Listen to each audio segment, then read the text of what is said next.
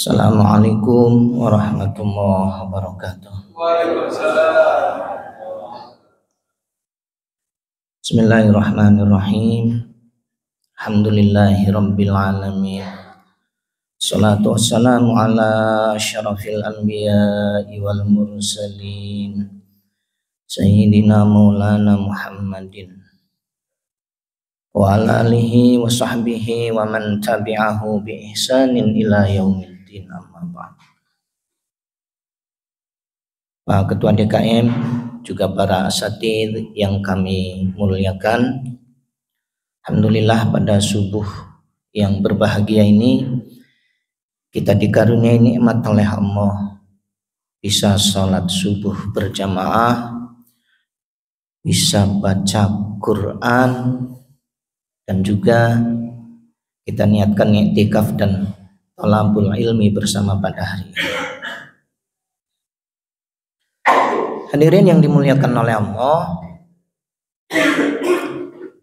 di dalam hadis riwayat Muslim disebutkan, lakinu mautakum la ilaha illallah. Ajarilah orang yang akan meninggal dunia dengan bacaan la ilaha illallah. Ini setidaknya ada 3 pemahaman di masyarakat. Yang pertama adalah ketika sakaratul maut diajarkan la ilaha illallah. Jadi ketika orang lagi sakaratul maut diajari zikir, suruh baca la ilaha illallah. Sering kita jumpai, dan Rasulullah juga mencontohkan. Bahkan ada seorang pemuda Yahudi dibimbing di akhir sakaratul mautnya dengan bacaan la ilaha illallah. Ada juga yang mengartikan itu setelah meninggal dunia juga dilakukan. Itu juga ada di masyarakat. Setelah dikubur masih tetap ditalkin, ya, diajari. Wahai fulan, kalau nanti datang makhluk Allah, gak usah takut. Kalau kamu ditanya siapa Tuhanmu, jawab saja Allah.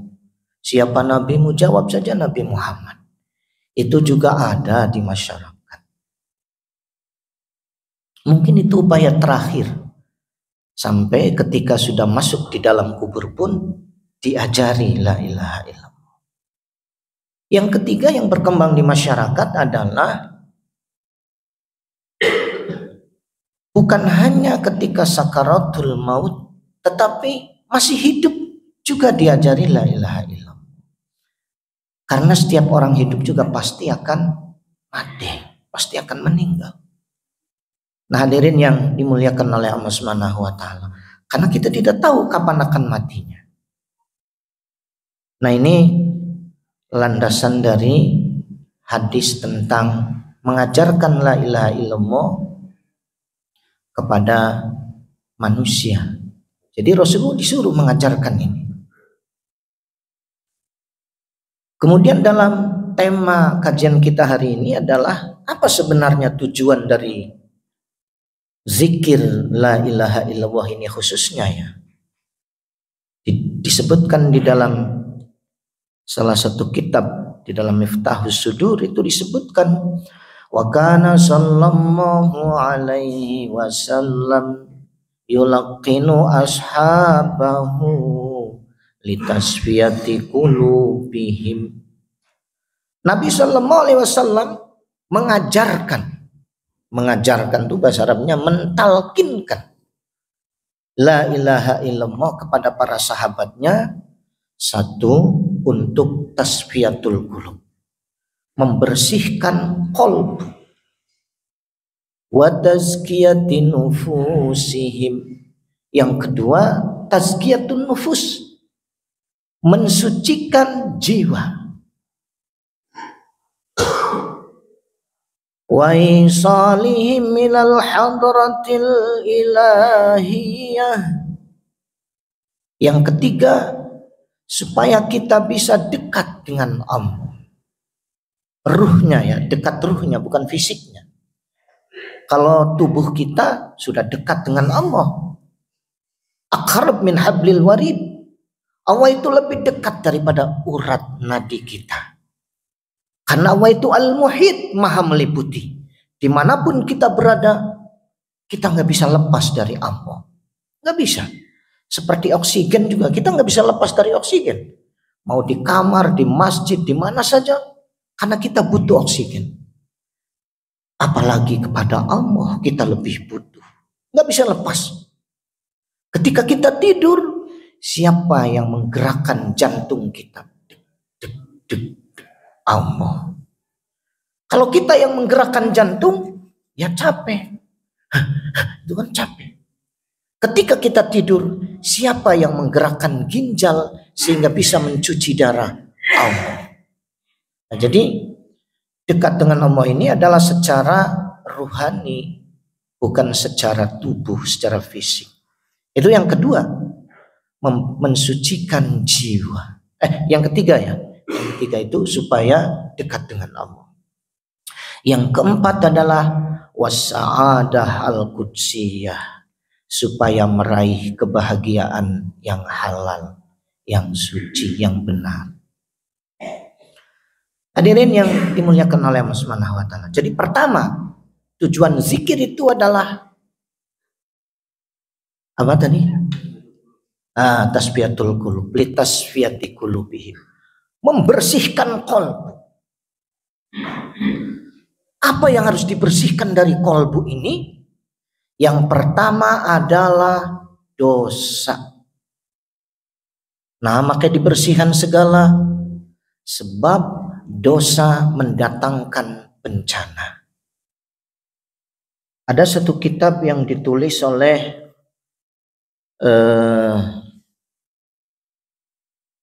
Syekh Muhammad Amin Al-Kurdi. Beliau menulis satu kitab Tanwirul Qulub, cahaya kolbu. Itu di dalam kitab itu disebutkan bahaya dari dosa terhadap kolbu kita, terhadap kolbu. Wa'lam anna darara dzunu fil qalbi qadarari summi fil abdan. Ketahuilah, kata beliau, bahaya dosa bagi tubuh seperti bagi kolbu seperti bahaya racun bagi tubuh. Jadi bisa mematikan.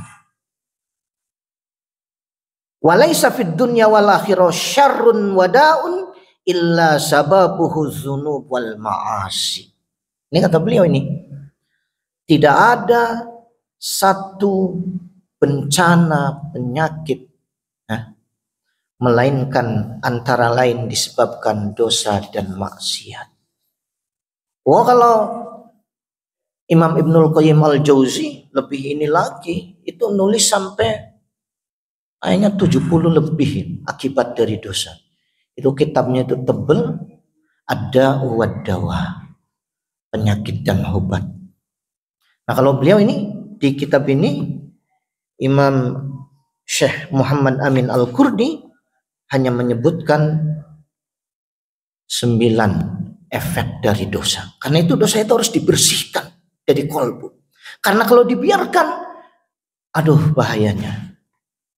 Apa diantaranya? Diantara bahaya, faminha hirmanul ilmin nafi. Dosa bisa menghalangi ilmu yang bermanfaat. Bisa saja kita menghadiri pengajian, membaca buku, mendengarkan YouTube, mendapatkan ilmu.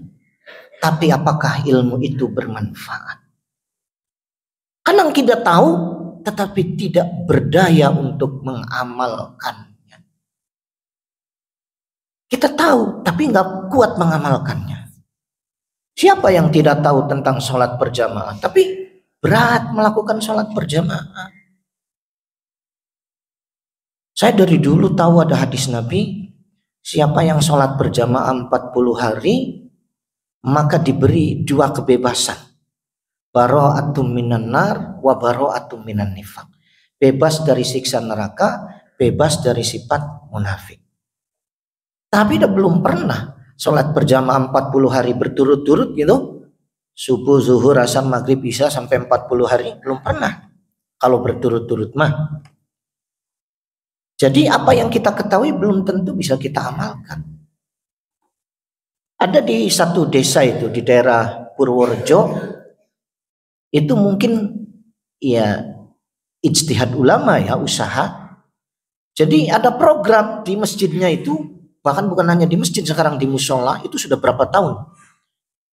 Program sholat jamaah di masjid 40 hari. Nah, tapi ini untuk para pensiunan biasanya yang sudah nggak sibuk. Dan itu dilakukan. Ya kadang pesertanya dari 50 yang berhasil ada yang 40 sampai tamat. Nah itu juga merupakan upaya. Jadi yang pertama ya,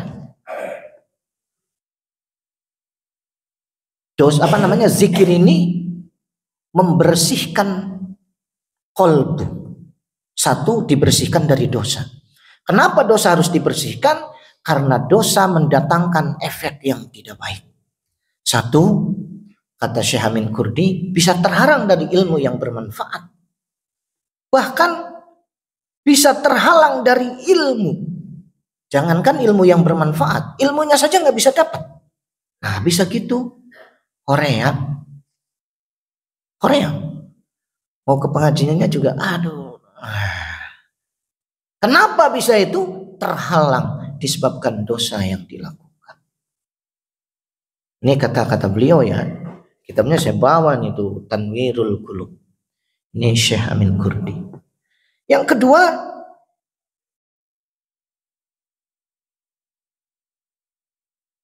adalah ta'assaro amruhu alaihi. Urusannya jadi susah hidupnya.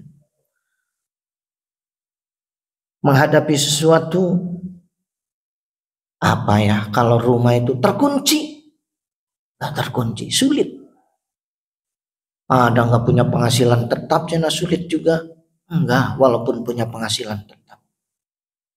Suatu hari saya pernah di Cibaduyut, dari belakang tiba-tiba ada seorang bapak-bapak nanya, Pak, saya boleh nanya enggak? Nanya apa? Kata saya. Kenapa saya ini hidupnya susah terus? Susah kenapa, Mak? Ekonominya tuh kurang terus. Dan saya kerja punya penghasilan tetap. Gaji saya sebulan 7 juta. Dan saya punya banyak proyek. Kadang ratusan juta proyeknya. Tapi kurang terus, susah terus, bingung terus. Lalu saya tanya tuh, Bapak punya hutang kali sama Allah. Hutang apaan? Pak, dosa itu hutang. Kalau kita melakukan dosa besar, berarti hutangnya besar sama Allah. Lalu orang itu nanya, dosa besar itu apa saja? Ya banyak. Menyekutukan Allah, ninggalin sholat fardu, minum miras, berzina. Saya sebut beberapa. Dia langsung terdiam. Saya juga ada firasat ke situ. Jadi maaf. Jadi sebelum menikah sudah hubungan badan sama yang sekarang jadi istrinya. Ya itu kan dosa besar karena kan belum nikah. Akhirnya mendatangkan kesulitan. Ya benar apa yang disebutkan oleh Syekh Amin Kurdi itu. Yang ketiga, antara lain ada kegelapan di dalam kolbu.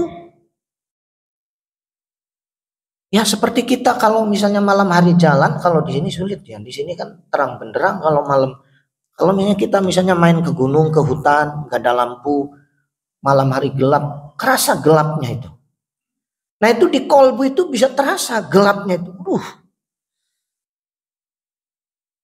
Dan ketika kegelapan ini tambah kuat, maka tambah bingung. Bahkan kegelapan itu nampak di dalam wajahnya. Para ahli basiroh, orang-orang yang ahli basiroh, sering membersihkan kolbunya, dapat memandang kegelapan wajah itu yang memancar dari kegelapan dosa di dalam kolbunya. Jadi hidupnya gelap. Kemudian dosa juga membuat kolbu dan badan jadi lemah. Saya kadang mengevaluasi, ya Allah, saya secara pribadi belum kuat sholat malam. Mungkin ini karena dosa yang kita lakukan. Ada seorang mahasiswa, saya tanya, kamu suka latihan apa? Latihan ruhani ya, riadoh, zikir atau apa? Ternyata di antara latihan yang pernah dilakukan, sholat malam, alhamdulillah sudah 1000 malam. Wah, 3 tahun lebih kata saya. Saya mah jarang-jarang sholat malam. Nah, kalau saya sih menduga tidak kuat sholat malam juga itu karena dosa gitu. Aduh Gusti, ya nggak apa-apa ya, muhasabah, mengevaluasi diri. Kolbunya jadi lemah, nggak punya keyakinan, ragu-ragu, sampai wudhu saja ragu-ragu berkali-kali.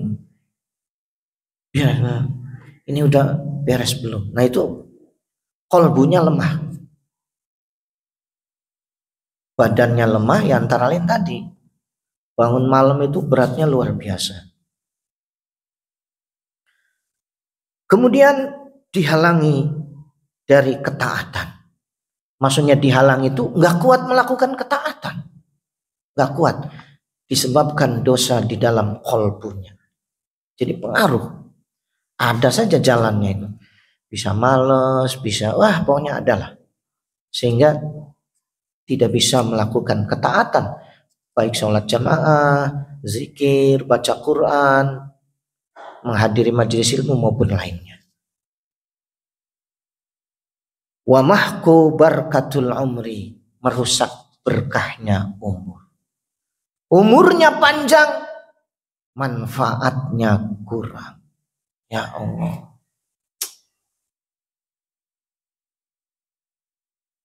Wa minha nal masyatu risudillah wa tubsidul aqla. Di antara akibat dari dosa adalah mendatangkan kehinaan dan merusak pikiran. Merusak pikiran, terutama narkoba yang merusak pikirannya. Rusak pikirannya, badannya juga rusak. Pikirannya udah nggak bisa fokus, macam-macam. Merusak. Mendatangkan kehinaan. Ada hadis Nabi misalnya, az-zina yurisul faqra. Zina itu mendatangkan kemiskinan. Ada yang memang miskin kesehatan, sakit-sakitan, daya tahan tubuhnya hilang, sampai kena AIDS, kena penyakit kelamin dan sebagainya. Ada yang miskin harta, penghasilannya besar, banyak tapi hilang. Hilangnya ya untuk hal-hal yang tidak baik juga. Ada yang miskin kelanggengan. Kalau misalnya sudah menikah, pacarannya sih 7 tahun. Usia pernikahannya hanya 7 bulan. Maaf ya, itu barangkali karena kesalahan.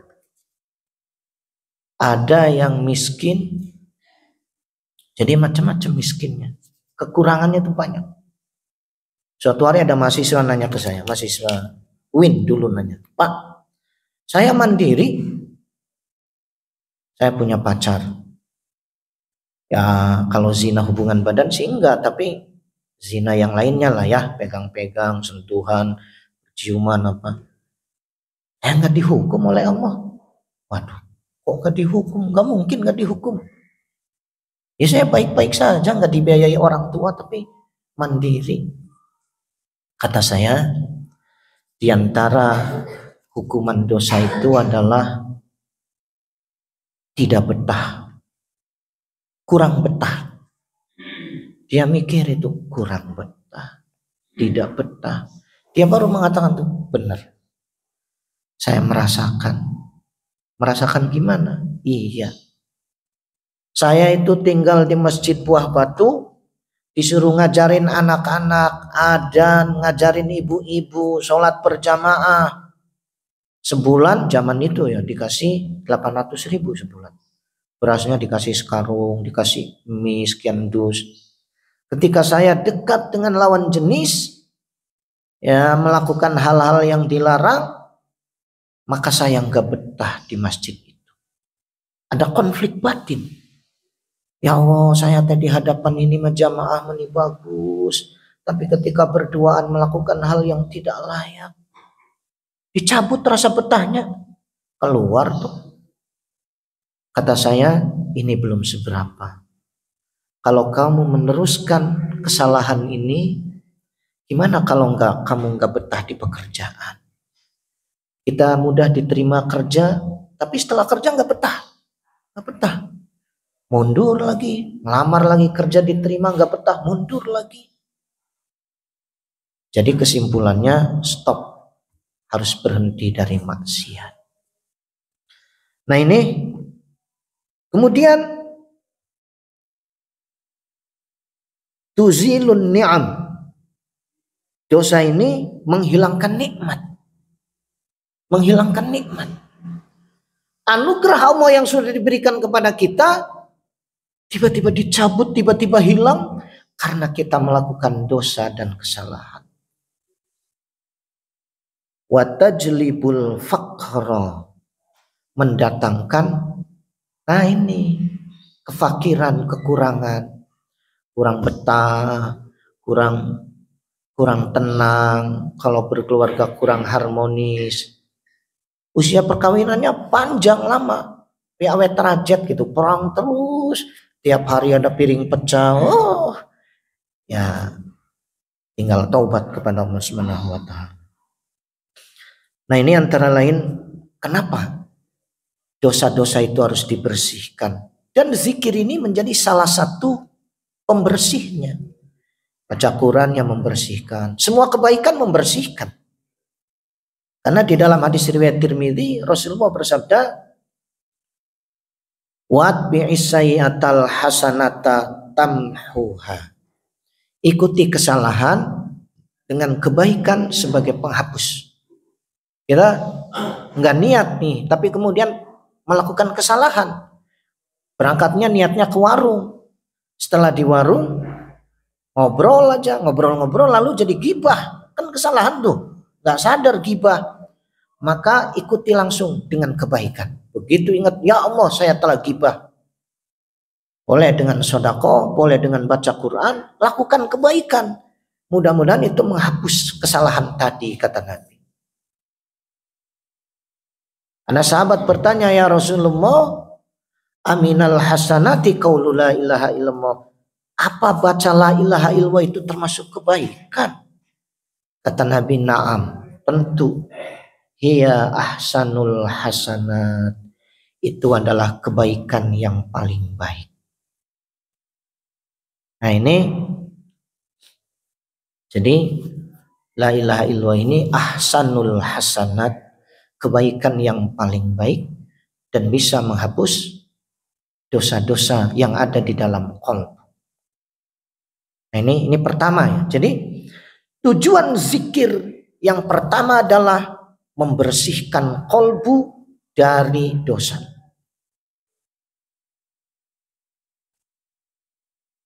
Itu yang pertama. Kenapa harus dibersihkan?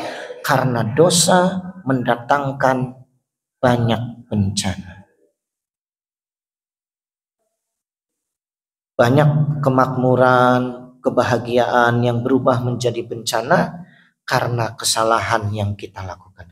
Tapi kalau terlanjur memang sudah kita lakukan, ya tinggal stop, ganti dengan memperbanyak kebaikan supaya kebaikan ini menjadi penghapus. Nah, saudara, kebaikan ini menjadi penghapus. Hadirin yang dimuliakan oleh Allah Subhanahu wa taala. Ini yang pertama. Yang kedua, zikir ini tujuannya adalah tazkiyatun nufus, mensucikan jiwa. Karena manusia itu bukan hanya punya tubuh, diberi tubuh, tetapi juga diberi ruh. Wa nafakhtu min ruhi, aku tiupkan ruh ke dalam tubuh manusia pada usia 4 bulan di dalam kandungan. Jadi ada tubuh, ada ruh, menyatu. Tubuh punya kebutuhan, ruh juga punya. Kebutuhan tubuh gampang dikenali. Lapar, langsung makan, hilang laparnya. Haus, langsung minum, hilang hausnya. Itu kebutuhan tubuh. Kebutuhan jiwa atau ruh juga ada. Gelisah. Nah, ini sebenarnya gelisah tuh jiwanya tuh butuh. Butuh ibadah, butuh zikir. Butuh jiwanya itu. Bingung. Nah, itu butuh kembali kepada Allah. Mengingat Allah. Belajar ilmu. Itu butuh kebutuhan ruh. Kalau tidak, ruhnya merana. Kalau tubuh kekurangan makan, ya kekurangan vitamin gitu. Kekurangan, mungkin kesehatannya jadi ini. Jiwa juga sama. Sering gelisah, sering bingung. Kalau kata psikolog itu stemming. Tiba-tiba pusing, bingung, gak ada sebabnya. Kenapa ya? Mungkin dulu ada masalah yang belum tuntas. Nah, jiwa ini penting untuk dibersihkan. Dalam surat tadi Pak DKM Imam, kalau nggak salah baca Asy-Syams, ada di situ wa nafsi wa ma sawwaha, demi jiwa dan penyempurnaannya. Qad aflaha man zakkaha, sungguh beruntung orang yang mensucikan jiwanya. Wa qad khaba man dassaha, sungguh celaka orang yang mengotori jiwanya. Jadi jiwa ini harus dibersihkan. Ruh ini dibersihkan antara lain dengan zikir sebagai alat pembersih.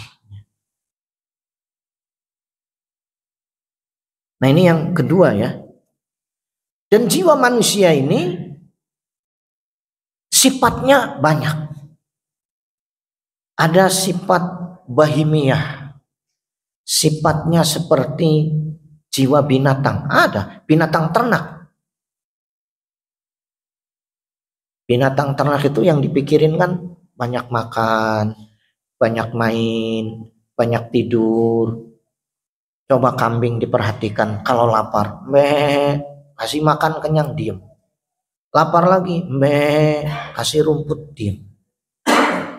Dalam pikirannya itu hanya makan, minum, tidur, bersenang-senang, istirahat. Mana bisa ayam itu membedakan, wah ini ibu saya, ini adik saya, nggak bisa. Nah, ini nafsu bahimiyah, binatang ternak. Ada lagi nafsu sabuiyah, jiwa binatang buas. Binatang buas mencakar, menyakiti, menakut-nakuti, bahkan membunuh. Manusia juga punya jiwa seperti itu, ada. Kalau nggak dikendalikan, ya manusia itu ulaika kal an'ami bal hum adallu sabila. Mereka manusia itu seperti binatang ternak, bahkan lebih sesat. Binatang ternak wajar karena tidak diberi akal. Manusia diberi akal, tetapi akalnya dikendalikan oleh nafsunya. Ada sifat-sifat di dalam jiwa, sifat syaitoniyah. Sifatnya setan itu apa? Antara lain menipu. Setan itu al-makru, menipu. Mau sholat, dibisiki oleh setan. Ya, tiba-tiba tertanam dalam perasaan dan pikiran kita. Jangan lama-lama sholatnya. Banyak tugas lain. Tugas kuliah, tugas ngajar. Ini ada proyek. Jangan lama-lama. Yang cepat banyak. Akhirnya kita sholatnya dengan kecepatan tinggi. Al-ajalah, tergesa-gesa. Itu dari setan, dibisikkan oleh setan. Kalau kita berhasil mengusir itu, jadi setan membisiki seperti benar. Kamu harus bisa menempatkan sesuatu pada waktunya. Ada tugas ini, seperti benar. Padahal itu adalah tipuan. Kalau kita bisa mengusir itu, setan menggunakan cara lain. Luar biasa kamu mah kalau sholat khusyuk.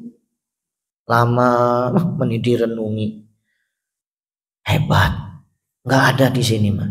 Di desa ini gak ada orang yang sholatnya kayak kamu. Keren. Akhirnya kan tumbuh ujub bangga diri. Nah, jadi intinya ada. Jiwa kita juga ada sifat syaitoniyah. Menipu.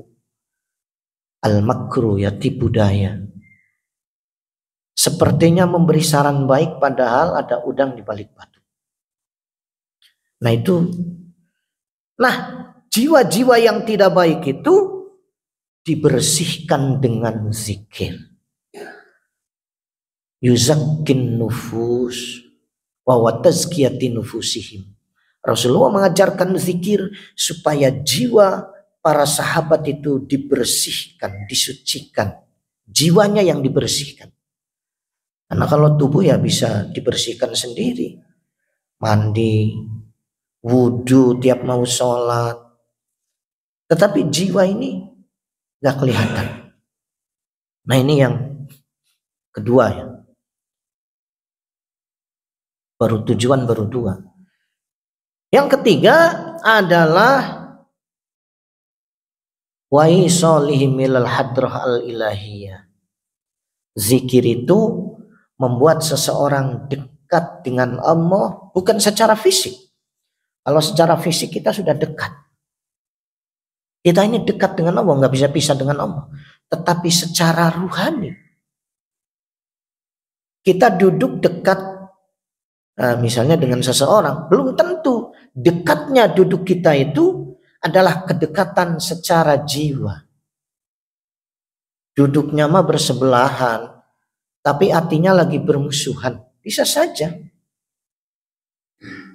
Duduknya dekat, nempel, nggak mau saling ngobrol, nggak mau, pokoknya hatinya saling ini itu ya, saling. Nah itu dekat secara fisik, tapi jauh secara perasaan. Nah kalau dengan Allah jauh secara ruhani. Dalam kesehariannya itu nggak ada perasaan keberadaan Allah itu. Diberi nikmat oleh Allah yang kelihatan hanya pekerjaannya. Nah ini gara-gara saya kerja ini dapat ini. Ini lebih besar nih bulan sekarang karena ada apa namanya itu ya. Kerja tambahan itu apa? Nah ada lembur. Allahnya nggak pernah kita sebut. Alhamdulillah ini di perusahaan bosnya ini baik sehingga diberi fasilitas. Yang disebut itu ya nikmat dan makhluk. Al-Mun'im, Allah sebagai maha pemberi nikmat sepertinya terlupakan.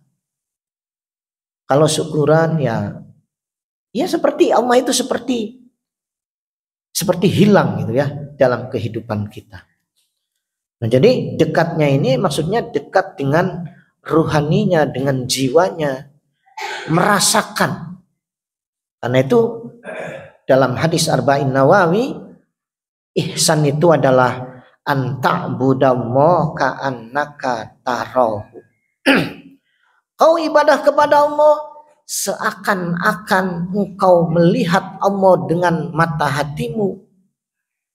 Maksudnya melihat Allah itu bukan Allah fisik, bukan Allah tubuh, tetapi melihat sifat dan asma Allah.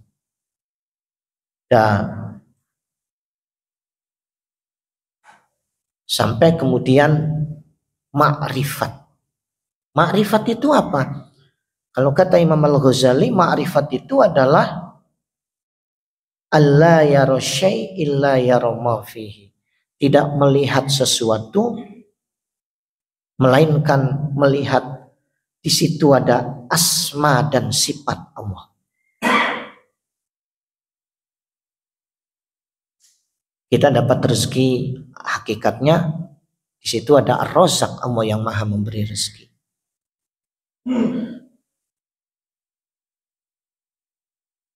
Kita jadi pokoknya dalam keseharian kita nggak bisa lepas dari Allah. Nah itu apa namanya, dekat dengan Allah secara ruhani. Jalan-jalan pagi, sekarang hari Minggu, di pasar lihat ada pedagang. Dari pagi sampai siang itu pedagang duduk, padahal nggak ada yang beli. Sudah panas begini belum bubar juga. Matanya hanya melihat pedagang, tetapi kolbunya melihat di situ ada asma Allah. Ada asma Allah As-Sabur, Allah Maha Sabar. Ya, pedagang ini begitu sabar. Walaupun dia belum ada yang beli, tetap berjualan. Dia sabar karena dia ingin menafkahi keluarganya. Ya, Allah yang Maha Sabar itu, Allah Maha Sabar. Kita bermaksiat, Allah sabar, nggak langsung dihukum kadang. Kita diberi nikmat, tidak syukuran, tidak berterima kasih kepada Allah, sabar Allah, nggak langsung menghukum. Nah itu manusia juga ada yang sabar. Melihat orang ada peminta-minta ngasih, ada orang ngemis ngasih. Oh ini Ar-Rahman, Allah yang Maha Pengasih. Dia digerakkan oleh Allah Ar-Rahman. Kolbunya digerakkan oleh Allah. Nah ini yang ketiga. Jadi supaya dekat dengan Allah. Nah, sebentar lagi ya. 1 menit lagi nih. Dah nggak apa-apa lah. Pokoknya itu yang ketiga. Yang keempat adalah wasa'adal qudsiyah, bahagia yang halal. Kenapa orang zikir bisa bahagia? Sebab kolbunya bisa melihat ada Allah. Coba bapak-bapak misalnya atau ibu-ibu ya dikasih sesuatu, kasih pulpen lah. Pulpennya harganya cuma 5.000. Sampai mau habis, nggak mau dilepas. Kenapa? Bukan lihat pulpennya, siapa yang ngasihnya. Ini dikasih oleh orang yang paling saya cintai. Jadi ketika kita mendapat rezeki bukan hanya melihat rezekinya, tapi ada siapa yang ngasih kita rezeki? Allah yang Maha Agung. Hadirin yang dimuliakan oleh Allah, untuk filosofi zikirnya belum ternyata ya. Pokoknya itu sajalah. Sudah jam 5:55. Mangga kalau ada pertanyaan. Kalau Bapak atau Ibu atau Bapak harus kesempatan saya bertanya untuk Pak Elijah.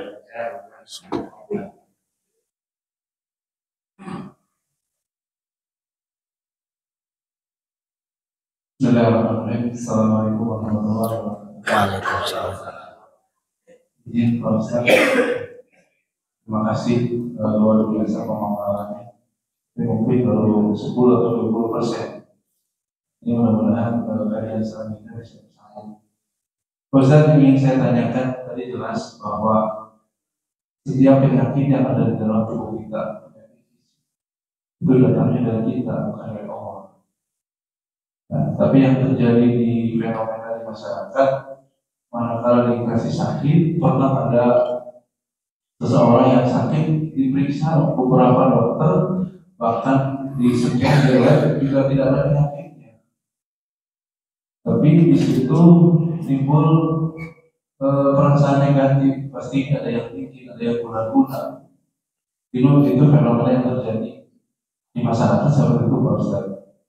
Nah, pertanyaan saya, bagaimana kita yang tahu tentang hal itu untuk menyampaikan bahwa penyakit itu datang dari Allah, dan bagaimana kita menyikapinya terhadap hal-hal seperti itu. Terima kasih. Itu saja, Ustaz. Assalamualaikum warahmatullahi wabarakatuh.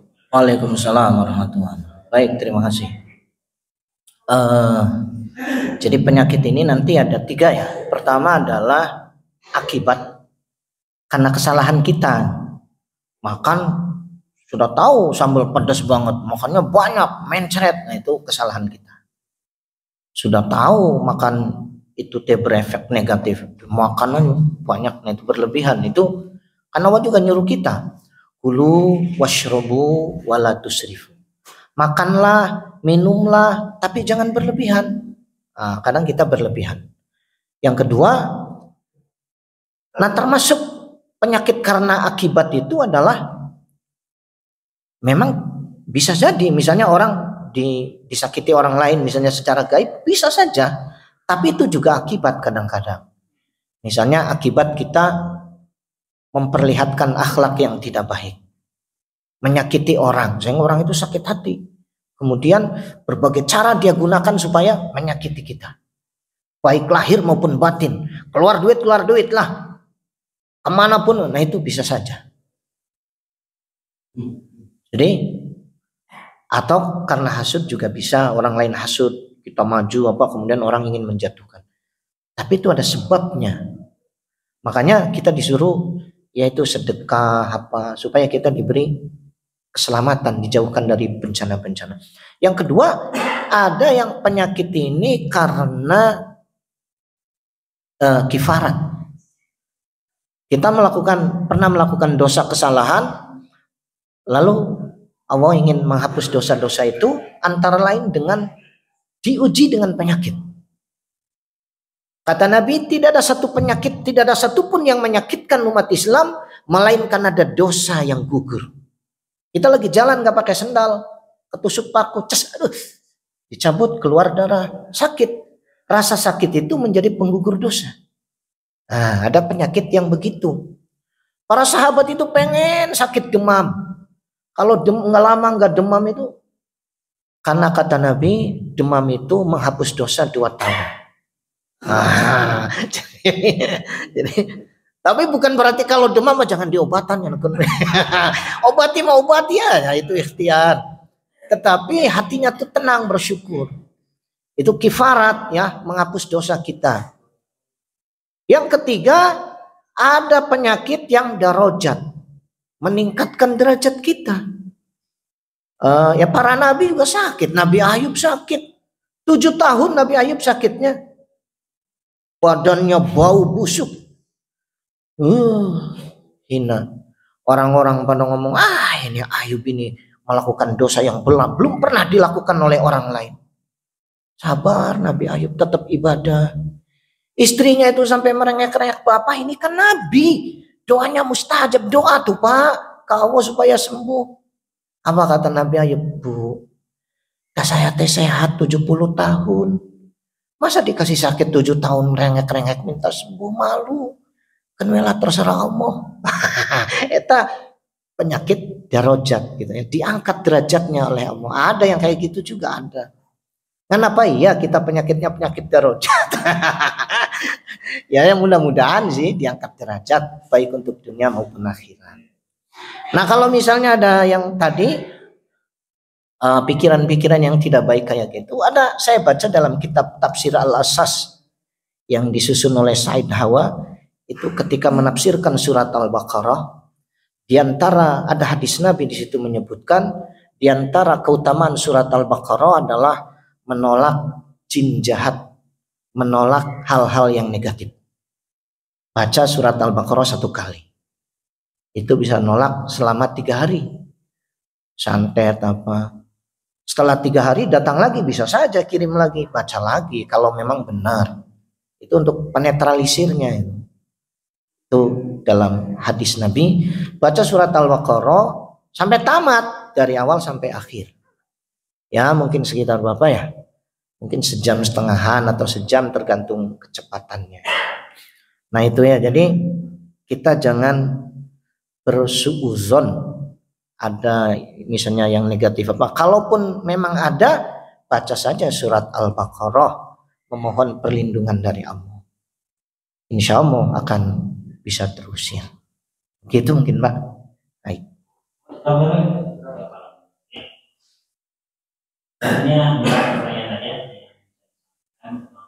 Siap.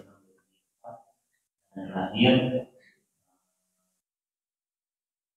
kepada para jemaah, barangkali ada yang punya ide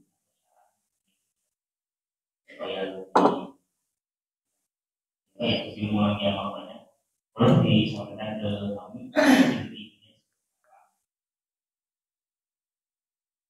Dan itu aja mungkin yang saya sampaikan. Untuk baik, itu saja. Bismillahirrahmanirrahim. Allahumma sholli ala sayyidina Muhammad wa ala ali sayyidina Muhammad.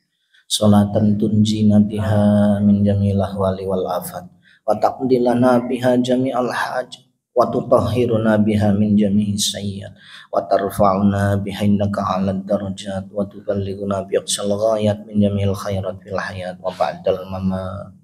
Rabbana atina fid dunya hasanah wa fil akhirati hasanah wa qina adzabannar. Al-Fatihah. A'udzubillahi minasyaitonir rajim. Bismillahirrahmanirrahim. Alhamdulillahirabbil alamin arrahmanir rahim maliki yaumiddin. Iyyaka na'budu wa iyyaka nasta'in. Ihdinas siratal mustaqim. Shiratal ladzina an'amta 'alaihim ghairil maghdubi 'alaihim waladdallin. Assalamualaikum warahmatullahi wabarakatuh.